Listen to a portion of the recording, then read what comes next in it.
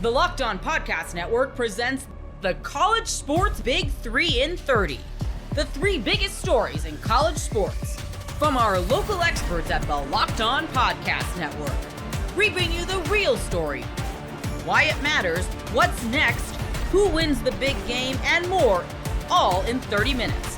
The College Sports Big 3 in 30 starts now with the biggest story in college sports. You are Locked On Wolverines, your daily podcast on the Michigan Wolverines. For Nicole Auerbach, this is like an official from the NCAA. The prescribed penalties for the parties who contested their violations in this case are as follows. 4 years probation. Financial penalties, $50,000 fine plus 10% of the budget for the football program. A fine equivalent to the anticipated loss of all postseason competition revenue sharing associated with the 2025 and 26 football seasons. A fine equivalent to the cost of 10% of the scholarships awarded in Michigan's football program for the 2025-26 academic year. A 25% reduction in football official visits during the 2025-2026 season. A 14-week prohibition on recruiting communications in the football program during the probation period. For Connor Stalions, an 8-year show cause order restricting him from all athletic-related activities during the show cause period. Jim Harbaugh, a 10-year show cause order restricting him from all athletically related activities during the show cause period, which will begin on August 7th, 2028, at the conclusion of his 4-year show cause order from a previous case. Denard Robinson, a 3-year show cause order restricting him from all athletically related activities during the show cause period. And Sharon Moore, a 2-year show cause order. Remember, a show cause does not mean you can't, unless it's like here where it says restricting and whatever, that doesn't mean you're gone, right? It doesn't mean you can't. And as you'll see here, a 2-year show cause order during which he is suspended from a total of 3 games. Michigan self-imposed a 2-game suspension for Moore during the upcoming 2025 through 26 football season. The panel determined that a suspension for 1 additional game was appropriate. Therefore, Moore also will be suspended for the first game of the 2026-27 season. That would be Germany. Apart from the 3-game suspension, Moore is not prohibited from engaging in coaching or other athletically related activities during the show cause period. That's it. Now, according to Nicole Auerbach, the panel did say that there was enough to potentially enact a postseason ban. However, they're not doing it. Here's the interesting thing is, just based off of what we see here, is I think it's actually harsher than I anticipated based off of just some of the stuff that I know and still can't share. But nonetheless, it's not terribly different. I guess when it comes to the financial of it all, it is more right. There was talk as of 14. Pete Thamel put out 20. Losing any postseason revenue sharing is big, considering all of that money's they got to figure all that kind of stuff out for the players and all of that type of stuff. But it is Michigan. They'll survive. They'll figure it out. There's fundraising and stuff like that. And do they go to the Jolin and Larry Ellison Bank if they need to? I don't know. They'll figure something out.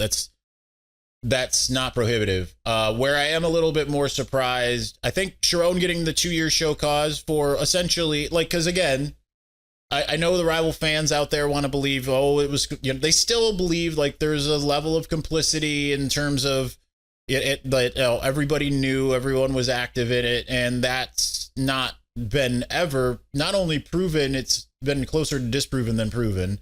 It was the Connor Stalions show. That's why he got charged what he got charged. I don't agree with it personally, but that's, that's showbiz. But ultimately, what they're dinging people on, mostly for Connor and Jim Harbaugh, is failure to cooperate. That's what we were saying yesterday. That's what they're really dinging them on. With Connor, it is the bylaw. For Jim Harbaugh, it's the more so the failure to cooperate. I'm curious with Connor. It doesn't say specifically. Does any of that include time served? We'll see. Kind of doesn't sound like it, but we talked about that yesterday. If it's time served, then it's essentially a 5-year at this point. He can go about his life, but he might have to, go somewhere else for a little while. Other than that, let's just pull it up so I can continue to react kind of per each here. I think that maybe the most harmful in the current moment would be the 25% reduction in football official visits this year. I mean, you can still manage. You just got to be a little bit smarter about who you bring in, who really has interest. And ultimately, that could actually pay some dividends because you can actually recruit in the way of like, you can make it that much more known. Like, you're one of our really top targets because we had to say no to a bunch of you that might have wanted to come and do official visits and stuff like that. So that could actually be somewhat worthwhile. The 14-week prohibition on recruiting communications. I think that's the biggest thing, is that Michigan's not going to be able to actively recruit. That's the biggest thing in this whole thing, in my opinion, because Stallion's not with the program. He's not in college right now. Jim Harbaugh, never coming back to college. Certainly evident now. Denard Robinson, yeah, it is what it is. And then Sharon Moore, the 2-year show cause, I think is interesting. Adding a third game. Again, I don't agree with it, but I mean, in terms of like, he deleted a text chain in which he later produced. And it's, he's charged with failure to cooperate, right? That's what he is charged with. It's not anything else. There was nothing incriminating in there, and everything. But I think that the show cause itself, I mean, he's still going to be coaching. That just means, I mean, they're already under 4 years of probation. A show cause is essentially just probation. Ultimately, like, this is maybe a little stricter than I had anticipated based off of everything I've been hearing in the last several months, but it's not too far off. There's a lot more that's happening than what meets the eye. FYI, we'll see if and when that comes to fruition. Believe that today's the day just to kind of look out for. Let me just put it that way. There are some other interesting things. I just kind of want to divert from what I was going with. NCAA on how it found out about Connor Stalions, how it got the information. The conduct in this case came to light on October 17, 2023, when NCAA National Office leadership received information detailing potential instances of impermissible scouting within Michigan's football program. That information arose via a confidential source and was further developed by an investigative firm that provided a report of its findings to the NCAA because the reported information suggested a potential real-time and ongoing threat to the integrity and fairness of upcoming football contests. I'm just adding words. The day after receiving the report, the NCAA notified Michigan and the Big Ten Conference about the alleged conduct. I remember back in whenever that was that Michigan had its NOA response, and Yahoo had the report, and Michigan was really pushing to like, hey, who was it? And a bunch of rival fans were like, LOL, Michigan doesn't know. Like they're so off base. No, they know. They still know. A lot of Michigan fans see it on the boards all the time. They have a pretty good idea. They've come to the conclusions themselves. We'll see if some of those threads get pulled. Let me just say that. I'm not going to be the one to name. We're just not going to do that here. We'll see if some of those threads get pulled by some bigger names down the line. Like I said, interesting. Chris Partridge, not named at all, not mentioned at all. It's going to be interesting to see what kind of comes out of that. But ultimately, when it comes to like where Michigan goes here, what we're looking at now, because there's no vacated wins, there's no postseason ban, there's nothing of that nature. That as much as like not like okay, let me back it up for here for a second. There was all these grand ideas of what was going to happen here. Like I said, this is worse than I anticipated. It is. It's worse than I anticipated. But ultimately it does the same work of what I anticipated, right? Like it's worse financially, it's worse with the recruiting restrictions. But like is in some way, and Michigan's certainly going to be angry about it. I don't think any of this is anything they're going to appeal and or go to court over. But at the same time, like, it's not materially different in terms of, like, does it make things a little bit harder than maybe they anticipated as far as what they were going to get? Yes, it does. But is it worth fighting over? I don't think so. Is it make, like, the day-to-day materially different as they continue to go through everything? No. Does it do anything to the national championship or the 3-year run? No.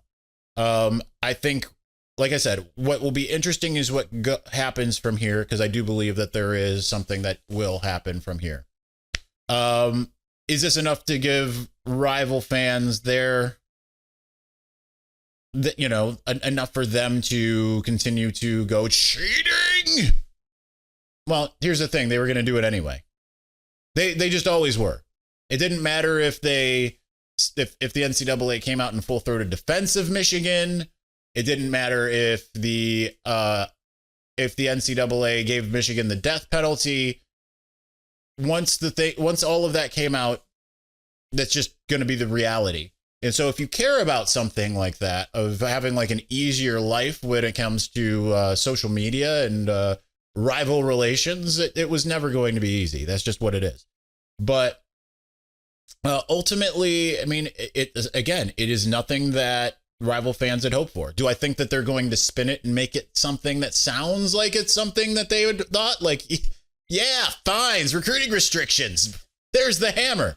That's not at all what people, when people are like, hammers coming, that's not at all what they had anticipated, right? They put asterisk next to the title. It's not there.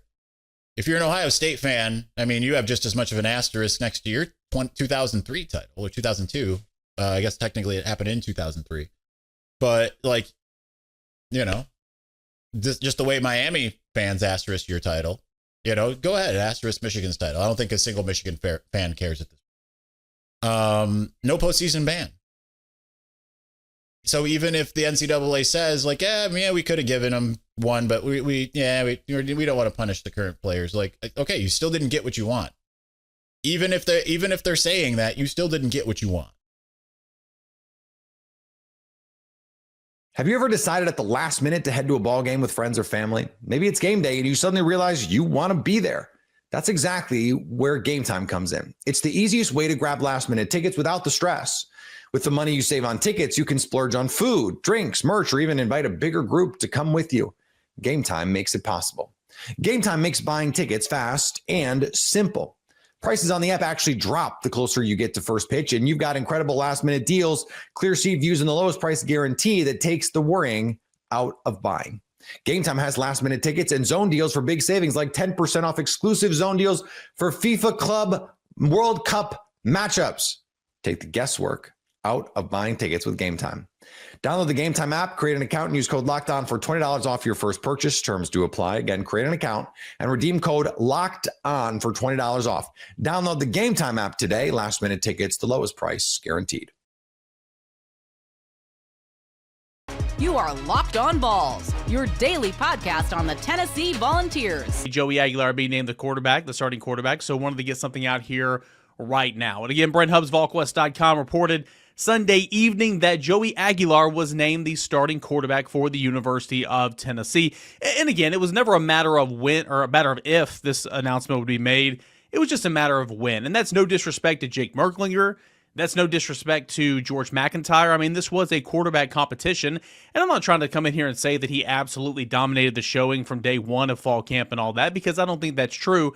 But when you look at a accumulation of practice reps, accumulation of practice stats, accumulation of understanding what Tennessee's trying to do, and I'm going to use the phrase here, you stack days on days on days.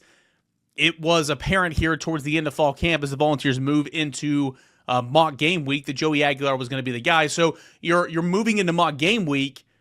Go ahead and have that public. Go ahead and have that, the team already know, from the head coach who the starting quarterback is going to be, so that you can go about your business. So you don't have to be sharing reps, splitting the reps with the first team with two different guys, less than 2 weeks out from the Syracuse game that's set to kick off the season. So Joey Aguilar is going to be named the starting quarterback for the University of Tennessee. Of course, I assume that Josh Heupel is going to confirm that when he meets with the media on Tuesday. And this is another thing why I thought, news was going to break at some point this weekend, or Josh Heupel was going to announce a starter on Tuesday when he met with the media, because if he didn't do it on Tuesday, the next time he meets with the media is going to be on Monday. And you don't want to distract anything from game week in Syracuse, in my opinion, by naming a starting quarterback on that Monday. So I thought it was going to be sometime this weekend, maybe Tuesday at the latest, that Josh Heupel made it official. But again, Brent Hubbs reporting on Sunday night that Joey Aguilar is going to be the starting quarterback for the University of Tennessee. And again, it just makes sense, right? Joey Aguilar, and I'm going to do this a little 2-segment, little bonus content show here, and we'll kind of go through the journey of Joey Aguilar from where he came from to being the starting quarterback at Tennessee, and kind of where he's been and what he's done throughout his career. But the guy's played a ton of football.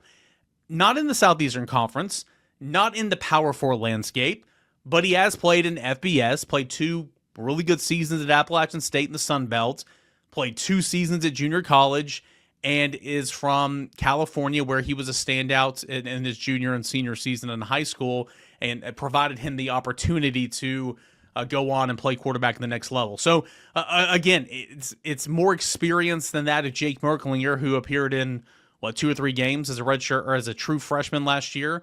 Didn't play past 4 games, so got that redshirt tag. And his experience was limited to just mop-up duty. George McIntyre, who had a really good camp. I mean, George McIntyre showed out in all the scrimmages. George McIntyre simply wouldn't go away. He was never dismissed as this until really, I guess, after the scrimmage on Saturday when Josh Heupel was asked about the quarterbacks. He said, yeah, both those guys, George too, was doing this, yada, yada. So he might have tipped his hand a little bit, but to George's credit, man, a true freshman from Brentwood Academy that had 4 different offenses in high school, a bunch of different play callers. He gave it a real shot, man, and I think the future is bright for George McIntyre. In fact, I think George McIntyre, if he continues at the progression that he is now, I think he can be potentially the best of the 3. But for right now, who gives Tennessee the best chance to win right now?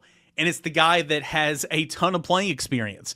A guy that broke, and we'll get to this here more in segment number 2, a guy that broke so many single-season passing records at Appalachian State. A guy that was a newcomer conference player of the year.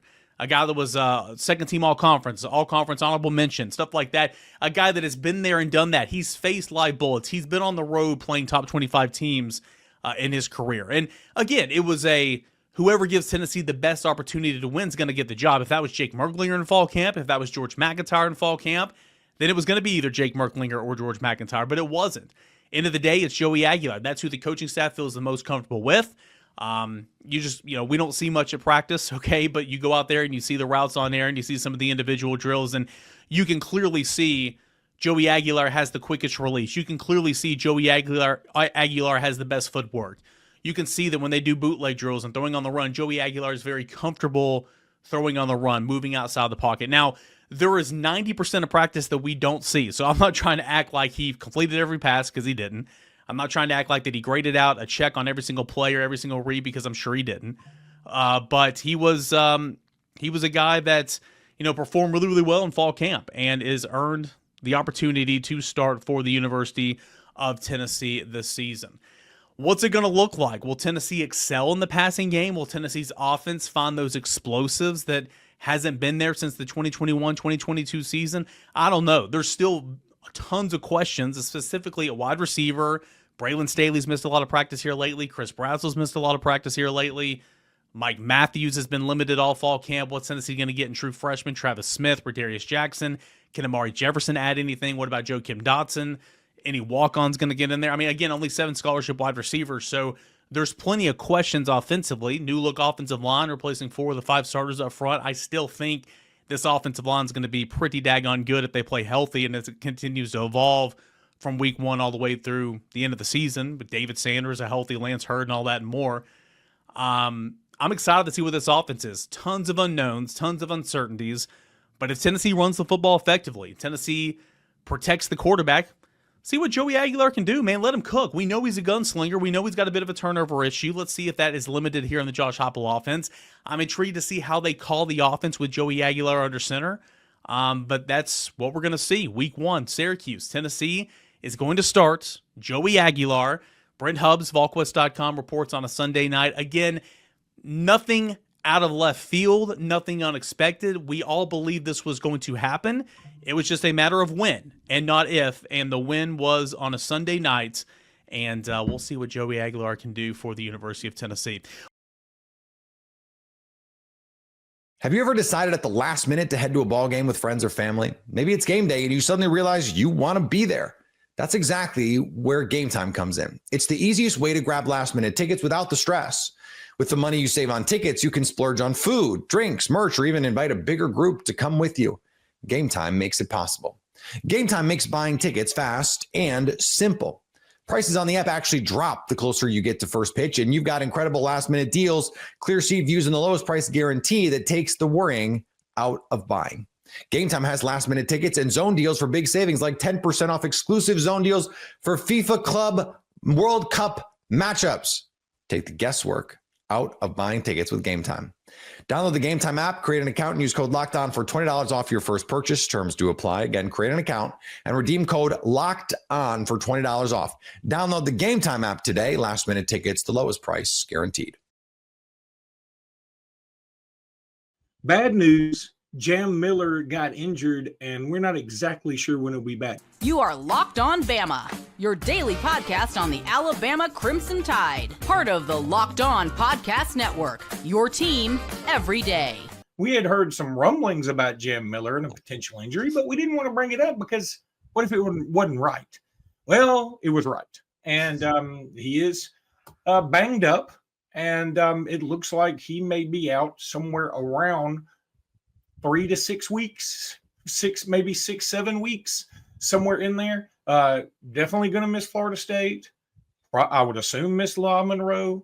I would assume miss Wisconsin. Then you have an off week and you play Georgia. Look, we want Jam Miller back for Georgia. He had a great Georgia game last year. He scored a touchdown against Georgia in an SEC title game in 2023.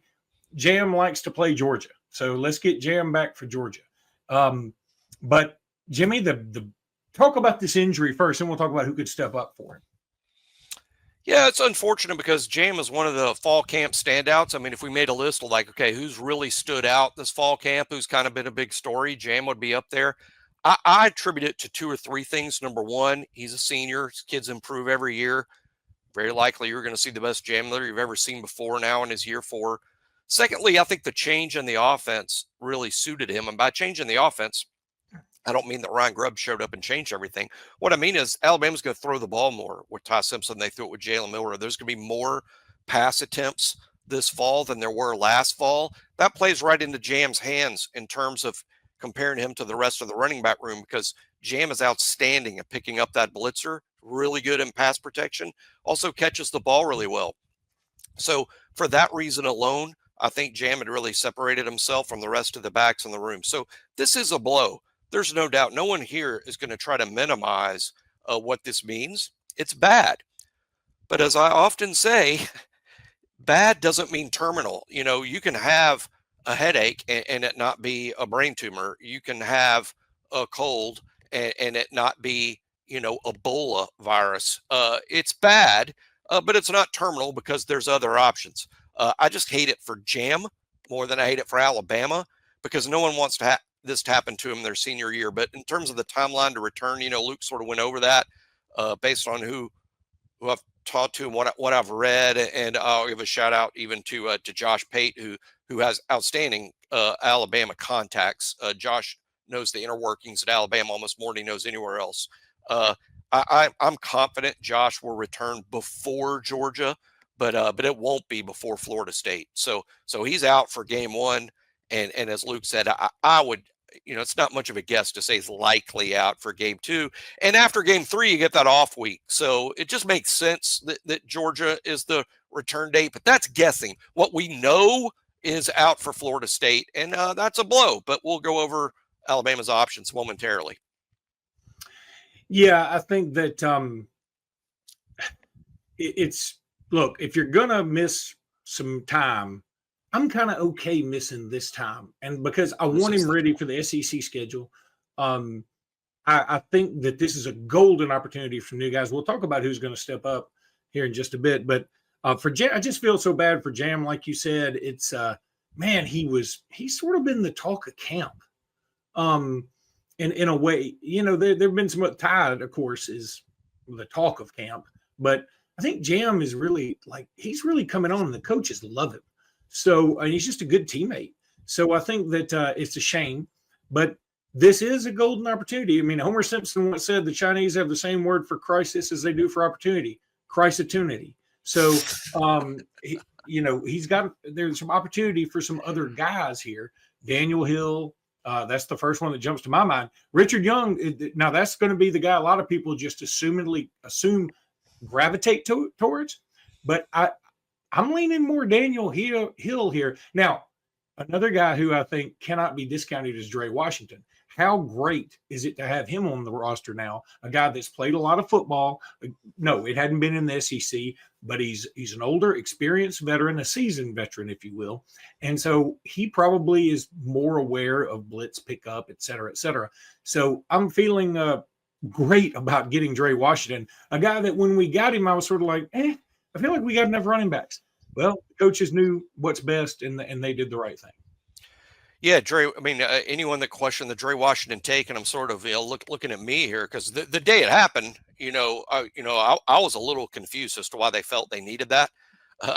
But today or last night is just a reminder of you can't have too many backs because stuff like this happens at that position almost as much as any other. It's a car wreck position where every single carry is like being in a little or a big car wreck, and kids get banged up, and that could happen to more than one guy. I tend to think that in terms of the starting back in Tallahassee, I'm going to go with Rich Young being the starter, but I do think that it's not a situation where they're going to go in there going, okay, we're good, we'll give the ball to Rich Young 25 times. No, I think it's going to be committee, and I think it's going to start with Rich Young, and then it's going to be Daniel Hill, and then it's going to be Dre Washington. I think we see all three of those guys while the game is in doubt. And then whoever performs the best in the games, probably at that point in the game, has a leg up for Louisiana Monroe the next week. Mm-hmm. But I tend to think it'll be Rich. I asked someone who was there, like yesterday, who was the second back, with the ones, who was the second back when Jam was out. And by the way, Jam's injury happened very late in practice. Yeah. So who was the back that came in when Jam was out? The answer was Richard Young. So I think Richard Young is still the second back as of now. But see, one thing you do after Jam gets hurt is you sort of regroup at the position. I assure you, there's been meetings and talks between Kalen DeBoer, Ryan Grubb, and Robert Gillespie, Coach G, about the plan. And just because the plan Saturday was Rich Young was 2 and Daniel Hill was 3 and Jay Washington 4, that doesn't mean that's going to be the case going forward. To say nothing of the fact there's more practices. They're practicing today. Today we record, we're doing this show live Sunday. They practice today. They're going to practice Tuesday. That will be the end of camp. Starting Wednesday, they will practice, but they switch to game mode starting Wednesday. Tuesday will be the final, quote, camp practice. They practice Wednesday in game mode, which is actually a pretty big deal in terms of how they organize practice. There's a lot more scout team stuff, a lot of game prep stuff, and the periods of practice really change from a lot of work on fundamentals and installation to getting game ready. That'll happen Wednesday. So these next two practices, and by that I mean Sunday and Tuesday, to be a fly on the wall in the running back room, things could change. And Justin Summerlin, who's listening live, we appreciate you. He's saying, look, he's got some sources that are saying Jam could be back for FSU, but they'll probably hold him out. Look, I'd rather, again, my preference would be hold him out until he's ready to go. I definitely want him ready to go for SEC play. I don't want to put an 80% Jam Miller out there when I think we have some other very capable backs. I love Jam Miller. I want Jam Miller to do well. And it's a shame that an injury like this may keep him from doing something like getting 1,000 yards. Maybe it won't because we play so many games, but I just feel like I hate it for him in this instance. Look, the other thing is I do know the injury happened very late. I happen to know somebody who did go to practice, and they were talking about they left before the injury. They were like, man, Jam Miller looked fantastic today. He was awesome. And I was like, he got hurt. And the person that went is not like they just happened to have gone with somebody else. Now they're an Alabama fan, but they're not like super duper, downtown locked on Bama Alabama fan. And they were like, "Oh my God, no, I didn't know he got hurt." And and every injury is different. Y'all all have seen this in games. I think there's just an inclination when there's an injury that's so bad it might cause people to lose games. There's this photo or a film you put in your head of what that must have looked like, and Jam's all laid out, and Jeff Allen and his crew are all around him, and they're with the smelling salts and everything else. It wasn't like that at all. From my limited understanding, I was not there. My limited understanding is he walked off the field under his own power. As a matter of fact, some people in the stands thought he had hurt his hand because he was holding his hand. Well, in retrospect, now that we know it's an upper arm injury, he was holding his hand perhaps to stabilize what was going on his upper arm. But people literally thought he just hurt his hand. He walked into the training room with trainers, but under his own power, again, holding that hand. And some people there thought, boy, Jam must have cut his hand or something. It wasn't obvious that the injury was significant. And I think that's why Kalen DeBoer didn't mention his press conference, because it happened at the very end. And because Jam looked okay walking off the field, Kalen himself may not have known the severity of it until the x-rays and stuff came back later in the day. That's why Kalen wasn't hiding it. He may have only known, boy, Jam got banged up there. We're looking into it. That's all he knew. So he didn't want to say anything. Yeah, and I totally get that. And look, I mean, you want to be sure when you say stuff like this, because one thing you don't want to do as a coach, go, boy, Jam took a shot late, and we're real worried about it. It just, you don't want to do that. It just causes a lot of panic.